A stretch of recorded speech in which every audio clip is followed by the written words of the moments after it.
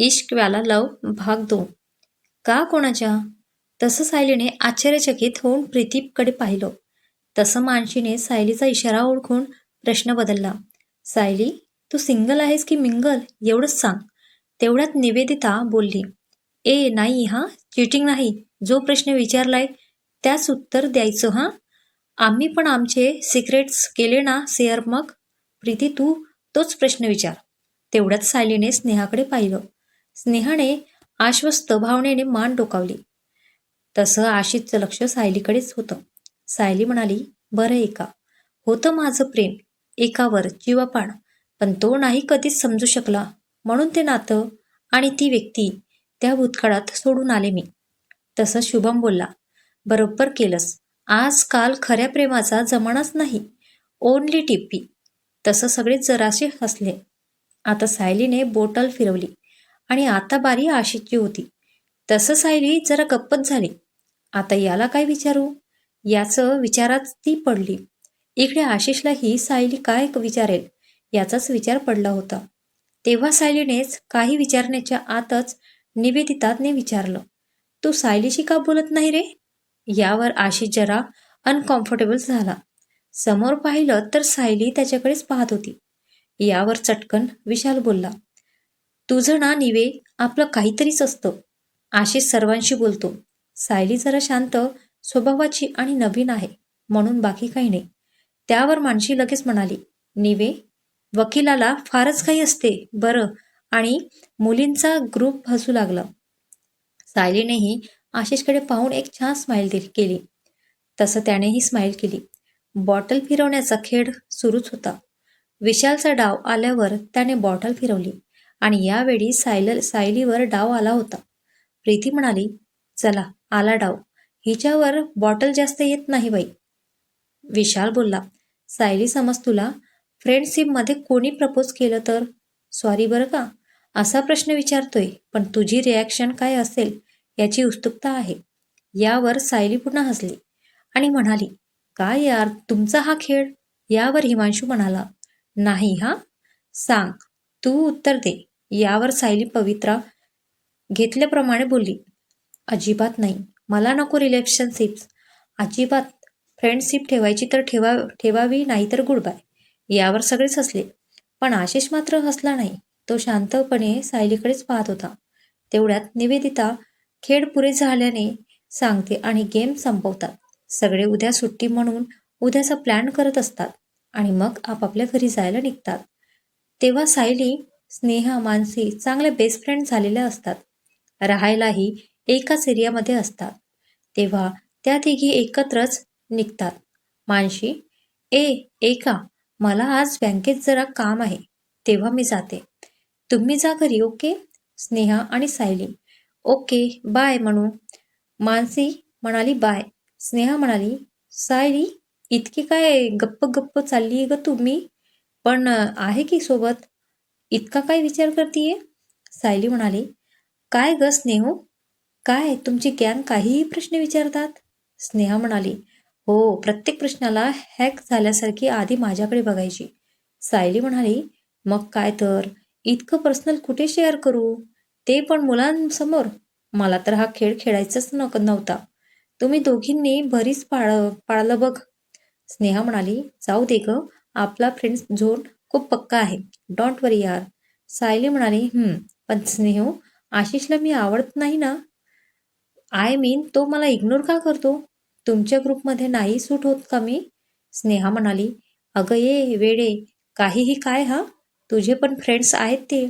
आणि काय आहे तुझ्यात वाईट? निर्मळ स्वभावाची, शांत, लाजरी, हुशार आणि मिस ब्युटी किंड हा. सायली म्हणाली, कौतुक पुरे हा स्नेहडे. स्नेहा म्हणाली, गप तू. आणि हो, आशिषचं विचारशील तर तो तसं काही नाहीये. तूच काही बोलत नाही, मग तो तरी कसा बोलेल हा? आणि हो, तो पण शुभम सारखाच मस्तीखोर आहे. खूप चिडतो, त्रास देतो. बहुतेक शुभमच्या वेळेस तुझा दुर्गा अवतार पाहून काही बोलला नसावा तो. सायली म्हणाली, बहुतेक. दोघी बाकीच्या गप्पा मारत घरी निघून गेल्या. इकडे आशिष जरा शांतच होता. विशाल त्याला जरा सारखं मुद्दाम चिडवतच होता.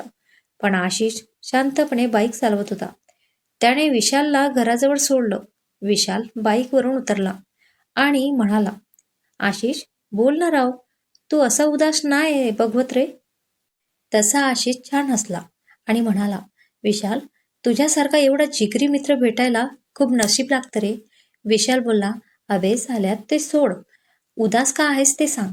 आशिष बोलला, काही नाही रे, जरासं डोकं दुखते म्हणून. विशाल म्हणाला, बरं घरी जा आणि आराम कर. काय? हो आणि बाय बोलून आशिष घरी आला. जरा वेळ त्याने आराम केला. तेवढ्यात रूममध्ये आई आली. बाळा, राहिलं का डोकं दुखायचं तुझं? हो आई. आणि आशिषने डोकं आईच्या मांडीवर ठेवलं. तसं आईने त्याच्या डोक्यावरून हात फिरवला आणि गरम आणलेलं सूप प्यायला दिलं. आणि आई किचनमध्ये निघून गेली. इकडे आशिषने चार्जिंगला लावलेला फोन काढला. व्हॉट्सअप ओपन केलं तर चक्क सायलीचा मेसेज आला. तो आश्चर्यचकित झाला. फोन नंबर तर सेव्ह केला होता दोघांनी ग्रुपमधून, पण पहिल्यांदा तिने पर्सनलवर मेसेज केला होता. तसं त्याने चॅटिंगला सुरुवात केली. हाय हाय आशिष, बोल ना सायली, मी मेसेजवर बोलले तर चालेल ना? अगं असं का विचारतीयस? आपण फ्रेंड्स आहोत, त्यात काय इतकं? बरं ठीक आहे मग. तुला आज निवेदिताने तो प्रश्न विचारला होता, त्याचं उत्तर विशालने दिलं असो? म्हणजे तुला असं म्हणायचं आहे का की दुसरं काही कारण आहे?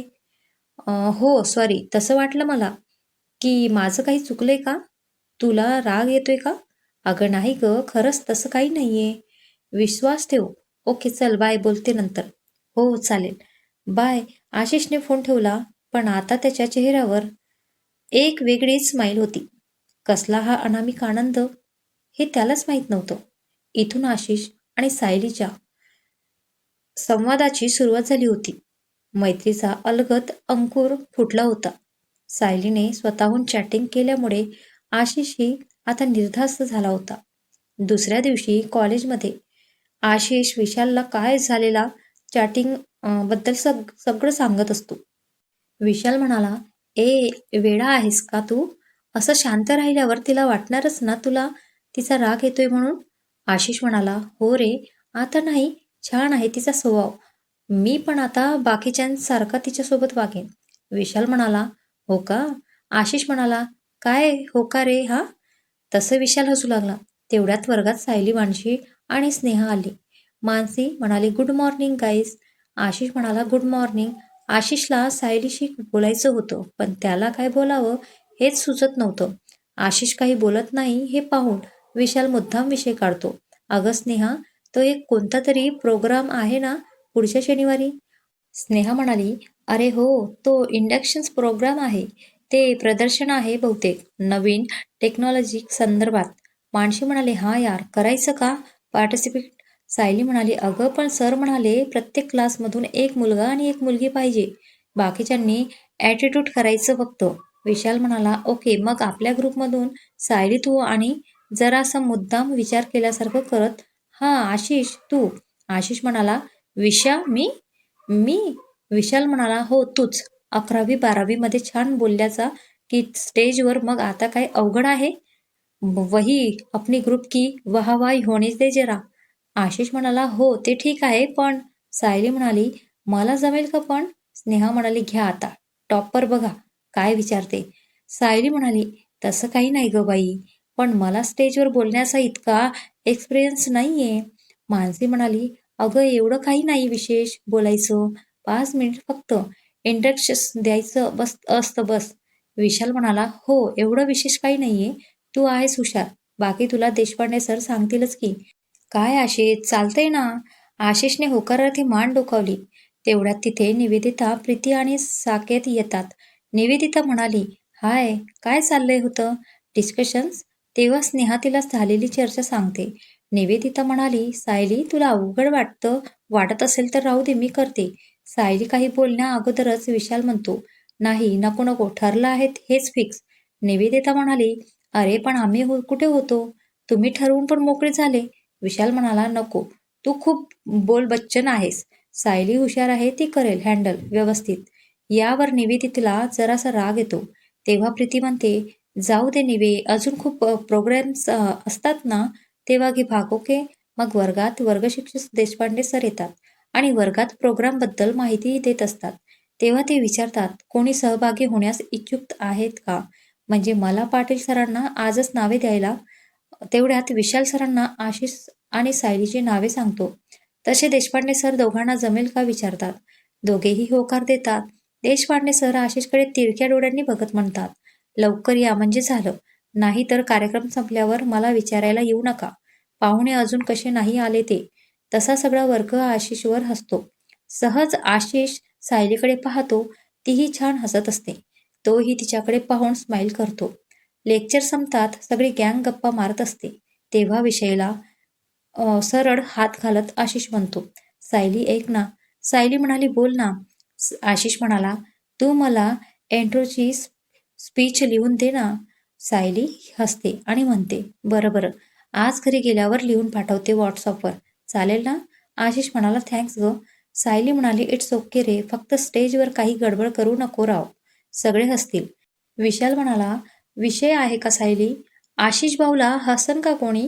कॉलेजमध्ये नीट राहतील का ते? आशिष काही बोलणार तेवढ्यात सायली म्हणते, हो का, बरं बरं असू दे. पहिलं सकाळी वर्ग किती हसत होता ते. सगळे हसू लागतात.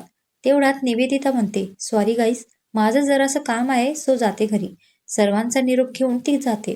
सायली आणि स्नेहा ही लवकर जायला निघतात. मग सगळाच ग्रुप घरी जायला निघतो. आशिष ही विशालला सोडून घरी येतो. जेवण वगैरे करून जरा आराम करतो आणि मग चार्जिंगला लावलेला फोन काढतो आणि व्हॉट्सअप ओपन करतो. तेव्हा निवेदितेचा मेसेज वाढलेला होता. तो चेक करतो. निवेदिता ते त्याला एंट्रो स्पीच लिहून पाठवलेली असते. आशिष तिला रिप्लाय देतो, थँक्स निवे, बट सायली पाठवणार होती. लगेच ती ऑनलाईन येते आणि रिप्लाय करते, अरे ती पाठवणार होती ना, मग राहू दे, तेवढंच काम वाचलं ना तिचं. अगं पण मी सांगितलं होतं ग. अरे ठीक आहे, पाठवू दे. तुला जे आवडेल ते ठरव, ओके? हो. तेवढ्यात सायलीचा मेसेज येतो, हाय आशिष. हाय सायली, हे बघ. ही घे तुझी स्पीच. एका कागदावर छान अक्षरात लिहिलेला फोटो ती पाठवते. वाव, मस्त हँडरायटिंग आहे ग तुझी. थँक्स. काय ग पण किती उशीर? अरे हो, सगळं विचार करून. लिहायला वेळ लागतो की रे. आणि घरची काम असतात जरा. अय्यो, तू आणि घरची कामं? म्हणजे मी काय काम करत नाही का? वाटत नाही ग. पप्पाची परी वाटती तू. ए बेड्या, आहे मी पप्पाची लाडकी. आईला जास्त काम असेल तर करते मदत मी आणि माझी बहीण. तुला बहीण पण आहे का?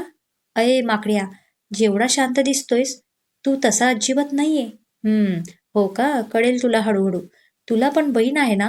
हो, अनु नाव आहे तिचं. 12वीला आहे आता ती. अच्छा, माझी बहीण माझ्यापेक्षा 2 वर्षांनी मोठी आहे. ती आता जॉब करते IT पार्कमध्ये. श्रद्धा नाव आहे तिचं. हो का? हो. आता जे पाठवलंय ते नीट प्रेपर कर. 1 आठवडा आहे तुझ्याकडे. काय? मला जर कोण हसलं तर? बघ ना मग. बरं बरं. पण आशिषला माहीतच नव्हतं, ही स्पीच नाही तर सायलीच्या आयुष्यातील सगळ्यात मोठ्या वळणाची सुरुवात होती. पुढचा भाग चुकवायचा नसेल तर आत्ताच लाईक करा, सबस्क्राईब करा आणि कमेंट करून सांगा पुढे काय होईल असं तुम्हाला वाटतं. तर भेटूया पुढील भागात. धन्यवाद.